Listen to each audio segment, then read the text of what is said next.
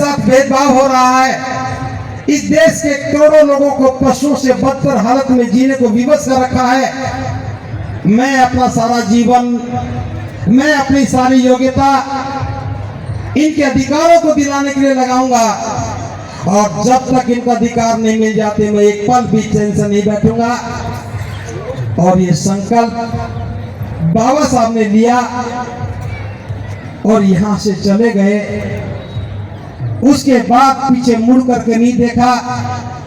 दोबारा विदेश पढ़ने गए, वहां प्रोफेसर की नौकरी मिली, ठुकरा दी। लौट करके आए तो बड़ौदा के महाराज ने दोबारा से डिस्ट्रिक्ट मजिस्ट्रेट बनने के लिए पत्र दिया, और बाबा साहब ने यह कह करके लौटा दिया कि नौकरी मेरे लिए फांसी का फंदा है। अगर मैं गले में डालूंगा तो जो संकल्प मैंने लिया मैं पूरा नहीं कर पाऊंगा। मैं ये बात इसलिए विशेष रूप से बता रहा हूं,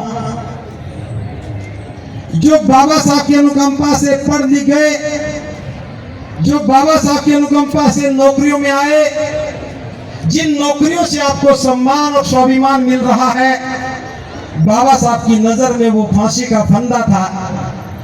बाबा साहब अपने गले में फंदा नहीं डालना चाहते थे। अपनी पूरी योग्यता से, अपने पूरे ज्ञान से हमारी गुलामी की बेड़ियों को काटने का काम किया, और पूरे जीवन संघर्ष करते करते 14 अक्टूबर 1956 का दिन आया और उन्होंने बुद्ध की शरण में जाने की घोषणा की। ये सारी बातें जो मैं बता रहा हूं आप सब जानते हैं, मैं तो सिर्फ समझाने के मकसद से बता रहा हूं। प्रबुद्ध उपासक उपासिकाओं, 23 सितंबर 1917 को बाबा साहब ने जो संकल्प लिया, यह उनके जीवन का पहला निर्णय था।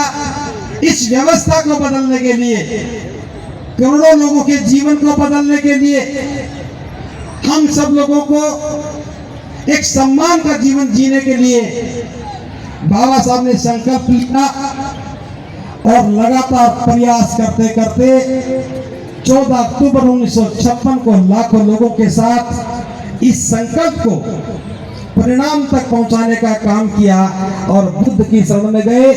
पहले खुद गए, फिर लाखों लोग बाबा साहब के साथ बौद्ध बने। इस बात को थोड़ा ठीक से समझना, संकल्प भूमि में लिया गया निर्णय बाबा साहब के जीवन का पहला निर्णय था, और 14 अक्टूबर 1956 को लिया गया निर्णय बाबा साहब के जीवन का अंतिम निर्णय था। जो यहां निर्णय लिया था, दीक्षा भूमि उसका परिणाम है। और हमें आदेश दिया था कि हमें ना केवल बौद्ध ही बनना है, बल्कि बौद्ध बनकर के धर्म का प्रचार प्रसार भी करना है। मैंने अभी आपसे पूछने का दुस्साहस किया, आप में से कौन कौन बाबा साहब का अनुयायी है? आप सबने हाथ ऊपर किए, लेकिन मैं बताना चाह रहा हूं, अनुयायी वह होता है जो अपने मसीहा का अनुसरण करता है। बाबा साहब के अनुयायी होने का अर्थ है कि आपको बौद्ध होना चाहिए, और बौद्ध होने का अर्थ है आपकी कोई जाति नहीं होनी चाहिए, और जाति नहीं होने का अर्थ है आपके नाम के पीछे उपजाति के टाइटल नहीं होने चाहिए। गुजरात के लोग जो नाम के पीछे परमार लिखे हैं, सोलंकी लिखे हैं, वाघेला लिखे हैं, मेरे कोई मकसद नहीं है इन नामों का जिक्र करने का, लेकिन सम्मान के साथ वो इस्तेमाल कर रहे हैं। जिस व्यवस्था ने, जिस पहचान ने बाबा साहब का अपमान किया, उस पहचान को अपने नाम के साथ रख करके संकल्प भूमि में आते हो, तो मुझे लगता है धोखा देते हो बाबा साहब को, बाबा साहब के विचार को, बाबा साहब के